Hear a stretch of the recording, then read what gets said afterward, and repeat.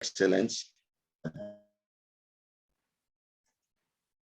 that enables the people who are working to improve their skills, improve the outcomes for their patients. And then lastly, we form partnerships. These partnerships are sustaining because the work that we do, especially our clinical program, is a 6 to at most 7 months program. And so when we leave, we want to ensure sustainability. So we form partnerships with these organizations and these facilities so that the work continues even after we've left. And then the culture that we have been able to work together to grow remains, and it becomes a part of how they carry out their work.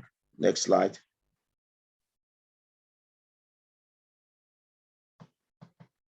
Currently, we are doing a project with Mercy Ships that I've mentioned. We also have the Stavros Natural Foundation as another supporter of this particular project. And it's meant to ensure that there's safe surgery in Liberia. We help to strengthen the surgical system of Liberia. And we've been able to do that by providing training. I mentioned earlier the training in regards to the PPE best practices, the correct use of pulse oximeters, teaching the COVID surgical patient checklist, and then also doing a refresher of the WHO surgical checklist. And that refresher, most often we do that for those facilities that are doing the clean cut. We do it in phase 4 of the clean cut. We've been able to do that in 5 hospitals, C.H. Rennie Hospital in Kakata, Redemption Hospital in Monrovia, Newtown, C.B. Dunbar in Banga, Phoebe in Banga, and the LGH Bombing Hospital in Bombing. So year 1, we've been able to implement the clinical program in 2 facilities, C.B. Dunbar and ELWA. In year 2, the plan is to implement the clinical program in 5 hospitals and also to do these trainings in, say, about 5 to 7 hospitals. But this time we'll be targeting underserved populations, hard to reach facilities in the rural areas. We'll be going more outside of our urban centers because there is a serious need in those facilities. So as of 2022 and year 2 of our program, we're going to now be targeting these populations that have so much need. Basically, that will be my presentation. Emma will take over and talk about the clinical program. Just give an overview, global overview. Emma? Thanks, Clarence. Can you hear me? Yes, we can hear you, Emma. Brilliant, thanks. So firstly, importantly, why are we doing what we're doing? What's the reason for all the work and the effort that we put in? So we know that surgical site infections cause a large volume of complications and deaths following surgery. They disproportionately affect low and middle income countries, unfortunately. And in sub-Saharan Africa, for example, SSI is a leading cause of hospital-acquired infection. So we have good justification for the intervention and there's a real need. Next slide. So what's the Clean Cut program? Clean Cut is a 6-month comprehensive quality improvement package that uses tools, training and team building to reduce perioperative infection and hopefully reduce mortality as a result. So we focus on 6 key elements of infection prevention. Most of them are rooted from the Safe Surgery checklist. You can see them here. So the first is appropriate skin prep. This is skin prep for the team in scrubbing in and also sterilizing the skin incision site. 2 is antibiotic prophylaxis, aiming to give those within 60 minutes of the incision. 3 is sterile field, so ensuring that reusable gowns and drapes are washed and sterilized properly. 4 is instrument sterility, so this covers everything from decontamination to reprocessing, sterilizing, and then confirming sterility process for reuse. 5 is gauze counting, pre, intra, and post-op. And then 6 is use of the checklist, which is self-explanatory. At the moment, we have Clean Cut running in 3 countries, Ethiopia, Madagascar, and Liberia. And we hope to launch in Bolivia soon, as well as a 4th country. Next slide. So, sorry, if you just skip forward to another 2 slides. Next one. Perfect. So these are the Clean Cut components that I talked about: tools, training, and team building. And the whole program is built around these over the 6-month intervention. Some of the tools that we use, one is a context tool. So it gives us a baseline assessment of the hospital, the staff numbers, the infrastructure, the resources that are available. Process mapping is an important way of identifying gaps, and I'll go into that in a bit more detail in a second. We also collect a huge volume of quantitative data, which goes onto the district health information platform online. Training is across lots of different subjects, and you can see there infection prevention refresher, checklist strategies, and safe instruments. And then from the training, from the tools, we integrate team building through the Clean Cut team. And they hold regular action planning meetings, and they plan for sustainability as well over the course of the 6 months and beyond. And they come together to do that on a regular basis across the course of the program. Sorry, Eileen, if you just go back 3 slides, I think it is. Sorry, they're out of order. Yeah, so process mapping. This is really key, and it's one of the things we do early in the program. This is to try and identify gaps in the processes of those 6 elements and understand why they're being created and what we need to do about it. The useful thing in process mapping for teams is often that one of the 6 Clean Cut elements often includes lots of departments within the hospital. So you can see here, there's at least 6 different departments that are involved in the sterility of gowns and drapes. And often by process mapping, the teams can see how these items move through the facility to all the different departments and what their role and responsibility is in relation to the item. And for some hospital teams, it's the first time that they've looked at the process as an overview, as a whole, and then they can see the gaps. So we process map all 6 Clean Cut elements, and then the teams get together to understand those gaps and create action plans to address them, hopefully leading to a reduction in infections. Next slide. Can I just make a comment while a slide is changing? Someone had raised their hand. If you could please just hold your question till the end, and then you'll put your question in the chat box. So we won't be unmuting, but please, you could even go ahead now and write your question in the chat box. Okay, go ahead, Emma, sorry. No problem. So the whole intervention is built on a quality improvement framework, which is about gathering and integrating data, identifying the gaps, and then developing plans to implement change. And often most of the ideas in terms of change come from the staff team on the ground. Next slide, please. So the types of data that we're collecting, intra-op, we're looking at the adherence to infection prevention practices. We're looking at patient demographics, the types of procedures that they're having, and the risk factors that they hold. As inpatients, we look for signs of infection. We look at the rate of reoperation and any deaths. And then we follow up each case as an outpatient with a phone call at 30 days or as near as we can. And again, we're asking about signs of infection and mortality. Next slide, please. Next slide, please. So how do we know that this works? Well, we did a study which was the first 5 hospitals where Clean Cut was implemented across 2016 to 2018 in Ethiopia. And this study was published in the British Journal of Surgery. And it showed compliance to best practices improvements across all 6 Clean Cut areas. The most significant increases in improvement were integrity of the sterile field, which went from 5 to 40%, and then instrument sterility, similar, 5 to 50%, but there was improvement across all areas.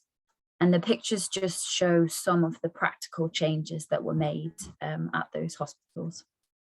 Next slide, please. You might be thinking, how do we know that this is sustainable? Because like everything we do, we want to know that the things we're working on have a lasting impact. So there was a follow-up study published just at the back end of last year, again in Ethiopia, looking at 7 hospitals this time, 6 to 18 months after their completion of the 6-month program. And when comparing to baseline, all hospitals maintained compliance with the 6 clean cut elements. In 4 areas, they continued to improve their compliance standards.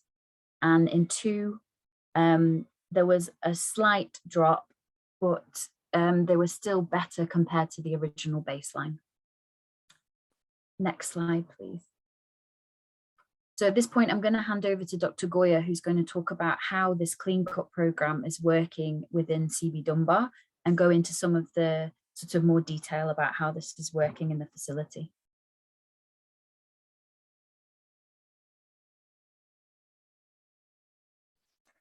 Thank you very much. Once again, my name is Goya, Kesaliva Goya. I'm a OBGYN specialist. Previously assigned at CB Dunbar, but currently in sign-up. So the CB Dunbar Clean Cut program actually started last year, around the middle of last year. And it started with, firstly, a hospital context form that was filled in an attempt to gauge the level at which the hospital was.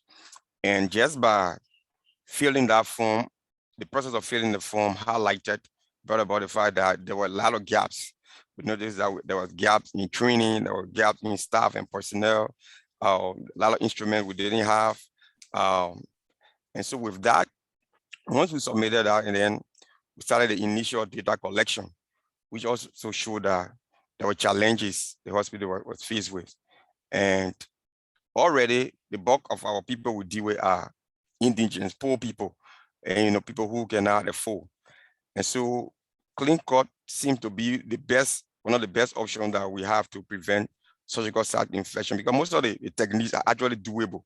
It basically require change of mindset, training, and provision of minor equipment. And so we started that. Some of our patients that used to stay, for instance, will come to the hospital post-op, they spend like 1 month or so just because of surgical site infection, and that means a lot longer hospital stay or more material being used, more hours spent on that patient, and we begin to realize some reduction in those things. And another thing that we observed, that this particular project has reawakened our mind, reawakened our mind that hospital or surgery work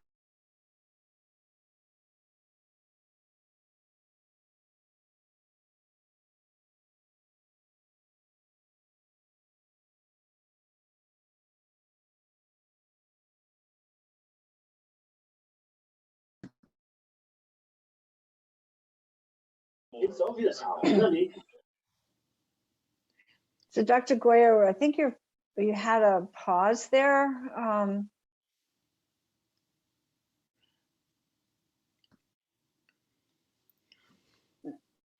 So Dr. Goya, we lost you for a minute. Can you start back where you said that it's the teamwork. team had to It's not, manage it?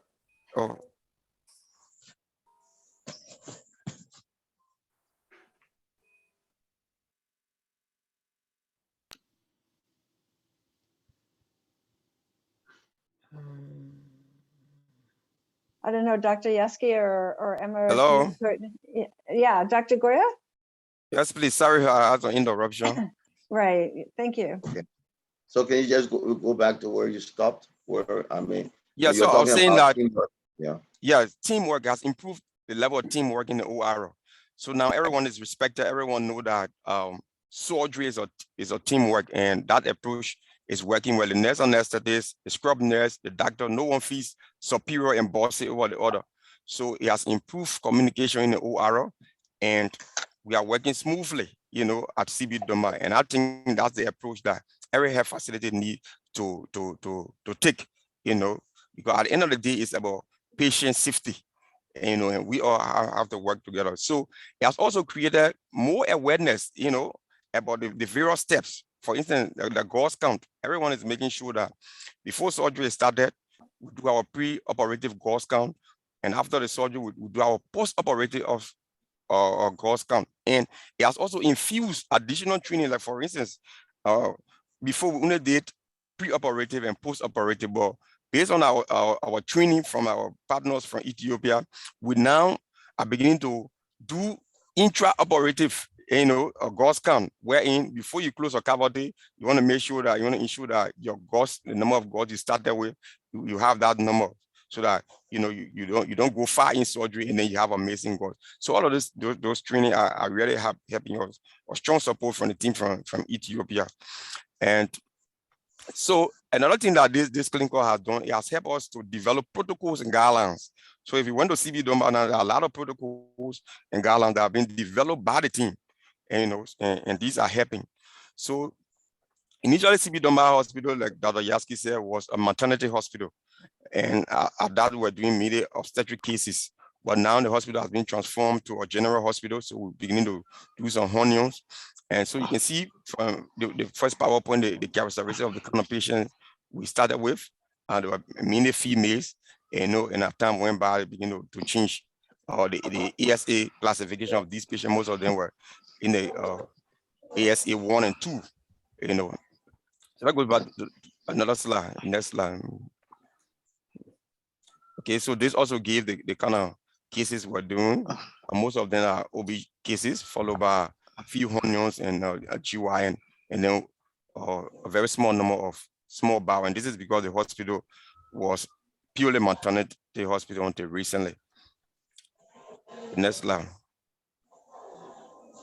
So overall antibiotic compliance. So one of the things this program has done is help us improve our antibiotics, prophylactic antibiotics compliance, and improve how we give it. Initially, we're giving our antibiotics on the wall. Okay, but with this training now, we are now giving all our prophylactic antibiotics in the OR. And because we want to make sure that it is given within the 1 hour period, and that our patients have high level of antibiotic before surgery is initiated. So right now we are giving in the OR instead of the ward that we're giving them before. And compliance is improving.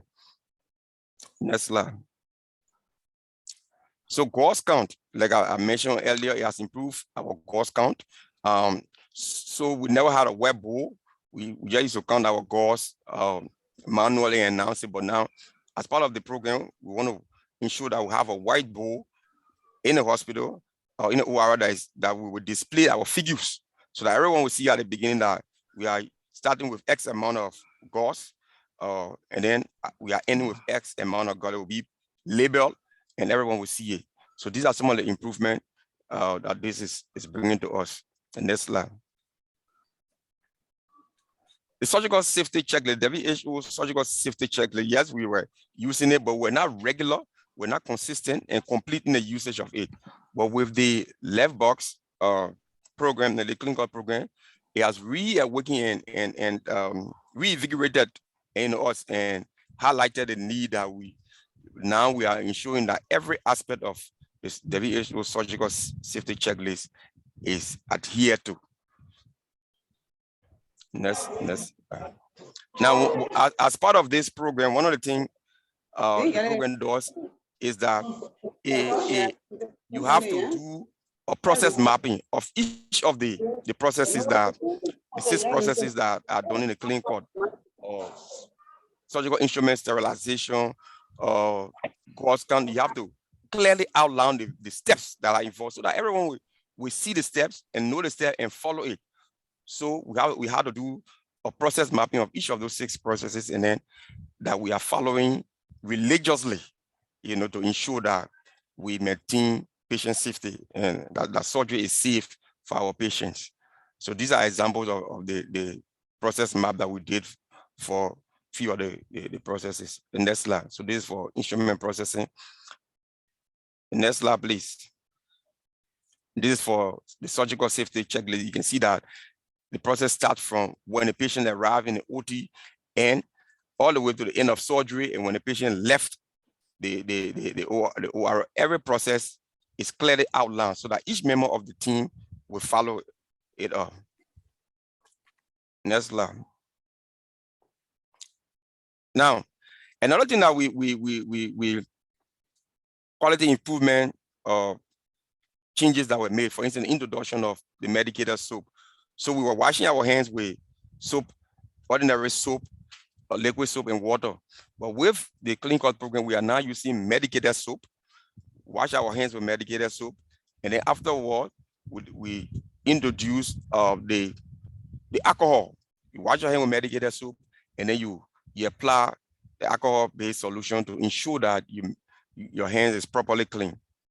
So okay, I'll talk about administration of the prophylactic antibiotic in the OR instead of on the wall, because it's possible that if you administer your prophylactic antibiotic on the wall, and then you have other emergencies that could delay the surgery, and it passes the 1 hour time before the surgery is initiated. So we are now administering all of our prophylactic antibiotic in the OR. Steroid indicator was another challenge. We were not using the steroid indicator because of the was not available, but with Lifebox, we are now using the external, both the external and the internal sterility indicator. So now we are sure that after sterilization, with the change in the color of the indicator, we are sure that the instruments and the linens we are using for surgery are sterilized. Next slide, please. Now, the experiences and lesson learned. So this program was able to provide a baseline and identify the gaps that we have in our practice, the training needs, the instrument gap, because even Lifebox has to provide us with a brand new surgical light in the theater, because we have severe challenge with light, but with Lifebox, with this program, now CB Denmark can boast of a brand new surgical light. Teamwork, like I said, it has changed our culture of practice. We now see each other as team members, and nobody is feeding bosses, as you know, and that's the case of the surgeon. Most of the time, we feel that we are the boss. We don't want to listen. But with this program, we now know that patient safety is paramount, and there's a team in the OR, and everyone has an equally important role to play to ensure that patient safety is achieved. And also, the administration, we have been able to get the administration involved in the hospital. So these are brought about the administration now knows that the OR is an important aspect of the hospital that should be focused on, you know, and they are working in that direction. Next slide. Oh, okay. So with that, I want to say, so let me just ask one thing. Just with the Clean Cut program, my experience at the Clean Cut program, because I've been reassigned to Sano. I've spent 1 week in Sano. I've just been able to identify a lot of gaps already in the hospital. You know, from post-oximeter shortage, the OR setup, you know, the whole practice, you know, hand washing, the scrub basin not being the sink not proper. So Clean Cut has really helped me, has opened my mind, you know, to see gaps in that hospital that I'm going to begin to start working on. And it has also provided, Lifebox has provided a platform that we can discuss these things that are happening in our setting, and we are learning from best practices, you know, in other countries. So thank you for this time, and I hope this presentation will make some impact. Thank you so much, Dr. Goya and Emma and Dr. Oaski. At this point, I would love if Laura Toulay and Dimi, both who are part of the team at CB Dunbar, and as nurse anesthetist, if you would just share a little bit from your perspective. So maybe Laura, if we could start with you. Can we stop sharing the PowerPoint? Yeah, we will. Okay, good morning. Good morning. Laura Toulay. Yeah, we can hear you, Laura. Go ahead. Okay, so I'm the OR manager for the Clean Cut program at CB Doma. Like the three presenters said from the beginning, Clean Cut program is all about reducing surgical site infections. We know over the past time, though we were doing something, but it was not ready, to the level of international standard. But because of the project in CB Doma, the Clean Cut project in CB Doma, all of those lapses that we had, even those that were not cooperating, intraoperatively, everyone now getting to know the importance of Clean Cut. So it's almost like improving communication between staff in the operating room, not only in the operating room, staff on the ward coming in the operating room for cases. Even when we're taking the patients on the ward, staff that receive the patients from us at the RCU, when we're doing our ward follow-up on our post-operative patients, will communicate with our staff who are responsible for those patients post-operatively. So one of those things that really gave me the strength, and I know it will continue to give me the strength, is that when we in the past we did cases and we saw patients coming back for wound dressing, the rate was like high, and then we had other people coming in. Sometimes the patients would come, it would be difficult for them to even provide to buy materials and stuff like that. But right now, I can tell you our wound infection rate, it has reduced dramatically, because seeing patients on the ward now affording to buy, antibiotic, even to, their stay in the hospital, it was kind of like embarrassing every one of us. But with the Clean Cut program, we'll have this, ward follow-up, we'll have the intraoperative data collection. So I'm the project or our manager. Sometimes we'll have two cases in the operating theater at the same time. So if I'm on the other side, even if another anesthetic is on the other side working, it is my bound duty, because it is like something that we agree to do as team. So we have 3 data collectors, we have our nursing manager, who is the quality improvement head, and I'm the OR manager. We do our intraoperative, data collection that talk about the serality indicator tape in the instrument and outside the instrument. Before Clean Cut program, in CB Doma, we have only 1 indicator tape that we're using outside the set. So right now, we can boast of using the indicator tape both inside and outside, meaning comparing the both indicator tape. If serality indicator tape outside is satisfactory to the person that opening or the team, should be compared to the one that is in the set. So sometimes the one that on the set will be satisfactory, but when you check in the set, it will not be black. So meaning 100% sterilization didn't take place, so that set will not be used. So reducing surgical site infection with the integrity of the lining. Sometimes we'll have our lining before, then we'll have the lining. Sometimes we will see the lining will be having holes. So our intraoperative, data collection form carry the integrity of the lining. So when that lining integrity is not correct, you can't use the set. You will not use that lining. You have to make the documentation. And the important things in making this right documentation will be like the administration will know that the operating theater is, having some challenges, because if you continue to give false data, people will not come in. Even our partner Lifebox and Clean Cut program will not be able to come in to help. So we decided giving the right information by checking if the antibiotic was not safe.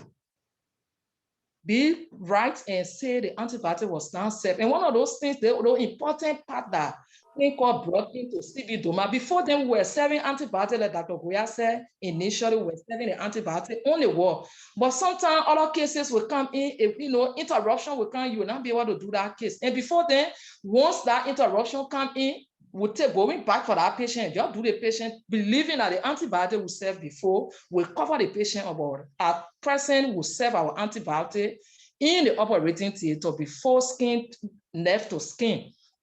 And the issue about gauze count, though at CB Doma, we decided to put all of our surgical safety checklists in all of the patient charts. Before then, we had only 1 copy when the circulating nurse, reading a surgical safety checklist. The first portion, I say, before induction of anesthesia, before skin incision, before the patient leave the operating theater, we're there using one for all of the patients, but we went in our closet, we thought it wise to print surgical safety checklist. So if you will come in CB Doma, maybe in 2 to 3 months to come, and you decide to do a survey about all of the surgery that we did in the past, you will see that all of the patient chart, the post-operative surgical chart will have surgical safety checklist. So right now on a bulletin, though we like striving because our partner, Dr. Yaski, told me that they will help in the process, they've been helping to produce the web book. But in the meantime, I got the poster sheet, the web one, and then just writing on it with a marker because we had to improvise. So it's like the beginning count and the ending count. Before they close the fascia, we should be able to do the second count, both gauze, sponges, and instrument. So the presence of clean cut at CB Doma really being helpful for us, providing materials, giving training, because when we are trained, all of those ideas will live with us and we'll be able to pass those training skills to those who were not part of the training. So at CB Doma now, everyone that entered the operating theater knows that they have to go according to the rules and regulations when it comes to using the surgical safety checklist, the introductory aspect, the serving of antibiotic, the gauze count from the beginning, and from the gauze count at the end of the surgery before the patient leaves the operating theater. So clean cut is all about reducing surgical site infection, because it's been so much to see patients who's supposed to spend 3 days or 4 days in the hospital, going sometimes more than 1 month or even 2 months. The person will be weary, the person will be tired. Sometimes you will see they will have no interest even in the dressing that they will be doing. So when we're doing the ward follow-up of our patients, when we finish with the intraoperative data collection, we're doing the ward follow-up of patients. The patient will stay on the ward for 1 week. The clean cut program members go on the ward and do the follow-up. And in that process of doing the follow-up, we use that time to help educate our patients, to mobilize soon, to go according to the health protocol, hand hygiene, to make sure that the person will not stay longer time in the hospital, because introducing clean cut and seeing other patients staying longer time in the hospital will be like, there will be no need for clean cut to be around. So our ward follow-up form carries all of those things, whether the wound is clean on the first day, whether they remove the plaster, is the plaster being removed because of perioperative of because of infection concern, if the plaster is sore, if the wound is leaking. So we do all of those follow-up and even do our 30 days course to the patients who will be discharged and go home. We have to call them to make sure whether they're doing fine, whether the neonates are sucking, whether the wound is fine, because sometimes when patients leave and go back home, you will see them coming back with wound infection. So we do our follow-up course.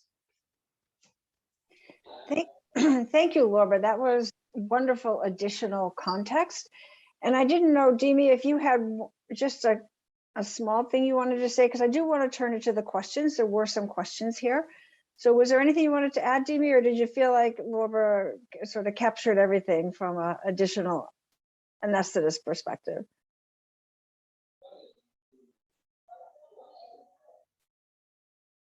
And don't forget to unmute your mic, Demi. You hear me? Yes, I can hear you now. Okay. My name is Lasua Dimi. Yes, and I study from CB Doma Maternity Hospital. And part of the clinical team at CB Doma Maternity Hospital, serving as one of the data collectors. And I'm mainly focusing in ORL where I do my intra-op data collection. So with the introduction of clean cut or Lifebox in our facility, I'm happy to benefit from the initial stage about the surgical safety checklist. And coming in along surgical safety checklist from the beginning, for me, I never know the importance of surgical safety challenge. But with the coming of clean cut and also Lifebox, it made me to know the importance of surgical safety challenge. And the implementation is not just about having a paper printed and put it on the wall. It's about practicing what you have on the wall and putting people's mind to the place that you need to know the importance of surgical safety challenge. And the surgical safety challenge has items that carry the surgical safety challenge. In those items, whether we are putting it into practice. So I see the domain now, at least we can both of it that most of our staff from the beginning it was challenging because sometimes in our setting if you start to put into place some practice, people will see that maybe you have extra benefit and all those things. So your own colleague will start to be problem for you, but you got to stay firm and know that if the theater is clean, if the surgery is clean, if the surgery is safe, it's safe for every one of us. Because myself, I may become patient tomorrow that will go through surgery. And we experience that in our facility. Some of our staff then see surgery. Because of what we practice in our theater, it makes them, they are safe, they have the confidence, they have the mindset that when they come there, they will be safe. So the implementation of the surgical safety challenge is very important because it makes your confidence level grow, and then it makes the communication level grow. It makes surgery clean and safe. So now in our theater, I think my manager has said all, but for me, I just try to add up that the application of surgical safety challenge in surgery is very, very important because there are some things that we can overlook. There are some things that we can, step on when we are in surgery based on emergency and others. You don't say because of emergency, you don't apply the surgical safety challenge. That's where we make mistakes. But surgical safety challenge applications cannot take much of your time. It can't take much of your time. So when it comes to the data collection, then we started with this clinical program, we have been collecting data, and it also made us to know what data we are collecting. What are those key things that we are using as our data items? So all those things, they are also embedded in the surgical safety challenge. So it's very important in ECD domain now, it has become cultural, and one of the important aspects. ECD domain, theater, even the staff that's coming in, they must know that we have this in place. And somebody is on ground in a theater to say, okay, before the surgery can go on, we need to know that whether the antibiotic was given. And another key issue has to do with the timing of the antibiotic. Now, in CB Doma, we give our antibiotic in a theater. It's not only in a theater, but done by the nurse anesthetist. Because if it is given by the nurse anesthetist, we notice that it's going to be accurate and the timing is going to be accurate. And we're not going to miss the time. So this is one of the key things that we are doing, at least we are make us to comply with the antibiotic administration. So coming into the facility is very rewarding. So I just want us to know this. And the safe surgery is about every one of us because you can be patient tomorrow. You can be patient tomorrow. You will not want to stay long in a hospital. And you will not want for you to spend.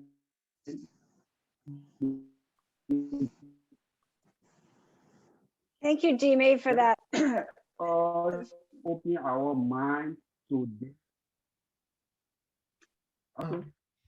Dime, thank you so much for that additional context. And I think both you and Laura, brought some additional context as an anesthetist that was really helpful. I would like to get to at least one or two questions. So let me do that now. And then let's think about the takeaways for this, because I think there's even if you don't have the Clean Cut program at your hospital, you know, there are certainly things that you can take away from this lecture that you would be able to implement. So Dr. Lispin had put up a question, and I think either Dr. Goya or Yaski, if you wanted to start, changing the culture in the operating theater is notoriously difficult. Why do you think you have been successful? Thank you all. I think we've been successful because firstly, we did not come with a prescription, you know, a cut in place based prescription. We sat and talked to the leaders of the clinical. We spoke to the administration.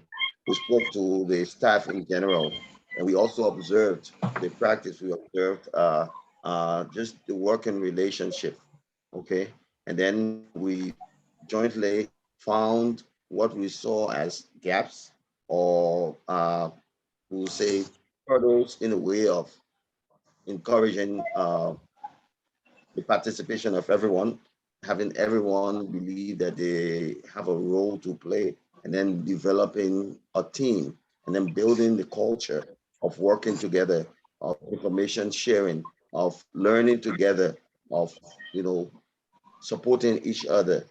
And because they were willing to do that and they saw that as a need, I think that's what it was successful.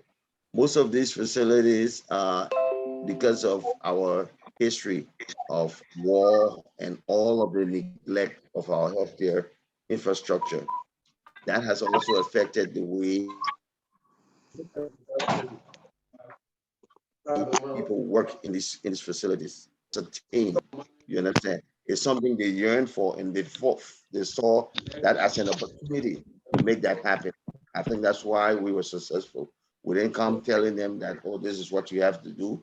We worked with them, we sat with them, and jointly we all looked at what we saw as gaps, what we saw as problems, and we found solutions for those things jointly. And I think that's why, you know, those who are speaking are members of the clinical team, but if you get outside of that team, you visit CBD, the response will be basically the same, because when you see the change in your output, and then what it does for your patient. Dr. Yaski, can you unmute? I just muted everyone to get rid of the background noise. Oh, okay. Okay, thank you. I didn't notice that. All right. So as I was saying, the members of CB Dunbar Hospital have come to appreciate the results of their intervention, that they all decided that they will work together, that they will build this culture of information sharing, teamwork, and then the outcome that they desired. When they look at the outcome, the patient outcome, seeing that the patients are going home much earlier, they're not returning for reoperation, they're not coming back with complications that keep them in the hospital and drain the resources of the hospital, then it even emboldens them more to continue to work in that direction. And so that would be my response. I think that's what has happened. We didn't come with a prescription from somewhere. We sat with them and found what we see as the solution to improving teamwork. Thank you so much. That was excellent. Dr. Juan, did you want to make a comment? I do not need to make a personal comment, but Tanya asked if antibiotics are essential for every surgery, and maybe one of the surgeons can answer that. Because listening to it, it made her feel that they were suggesting it was used for every surgery. Dr. Goya, you want to go or you want me to go? Dr. Goya? No. Now, when we talk about antibiotic, we're talking about prophylactic antibiotic administration, and it is definitely not something that we just gave to everyone. No, we're not saying that. But looking at our practice, looking at the clinical information we have based on where we find ourselves, lower and medium income countries, and when these patients are seen and have to be discharged, say in 2-3 days. The post follow-up is difficult. We've even had that because they live in most of them live very far from where they are coming to get their care. Manga, that's where the hospital is located, but most of them don't even have a means of communication. We've had to have people give us the names of relatives who live in Banga so that we can contact those relatives and check on them and see how they're doing after the surgery. So we're not saying that antibiotics should just be prescribed to everyone, but given our practice and the clinical history that we have of our patients, we encourage prophylactic antibiotic administration for those patients. Yeah, I hope that answers the question. So Dr. Yaski, is that a discussion among the team at the beginning of surgery? How would the anesthetist know if the team agrees they need antibiotics? The doctor in the pre-op assessment of the patient will make that determination, and that will be in the chart.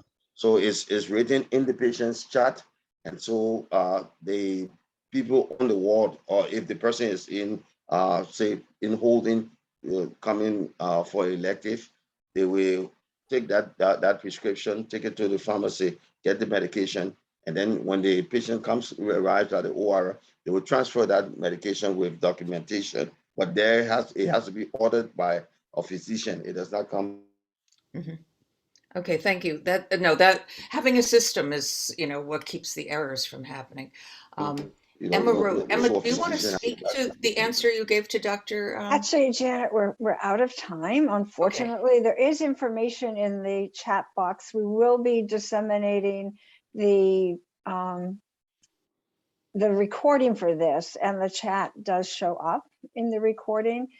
So I only because I know there's a number of people that do need to get off. I just want to respect that time.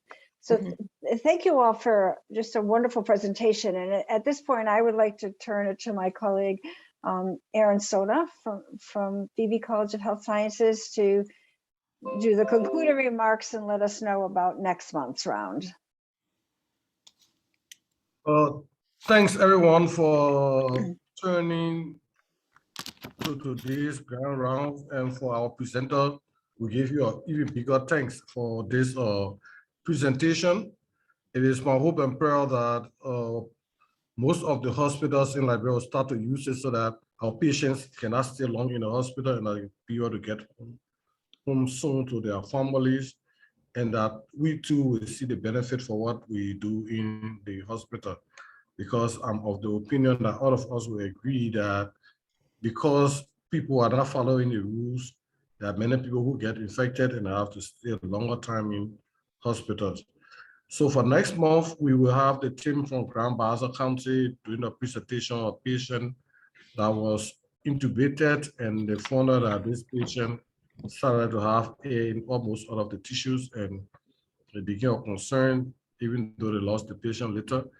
So my colleague and his team will be presenting next month. Thanks once again to everyone. It is our hope and prayer that we can meet next month, the third Wednesday. Thank you, Aaron. And perhaps some of these questions about antibiotics could be dealt with at a later rounds. We could come back and revisit this and present a case and really then talk a little bit about the guidelines for antibiotics, as well as some of the science behind some of the other pieces in CleanCut. So thank you all. At this point, I am going to need to sign off. I thank very much the Lifebox team for joining us. I think this was a wonderful presentation. I think you had the opportunity. There were at one point over 50 people on this, so you had wide dissemination for this information in multiple countries. And I am going to leave the room open for the Liberia folks that want to stay on, and the anesthetist to network with each other. So at this point, I will turn the recording off.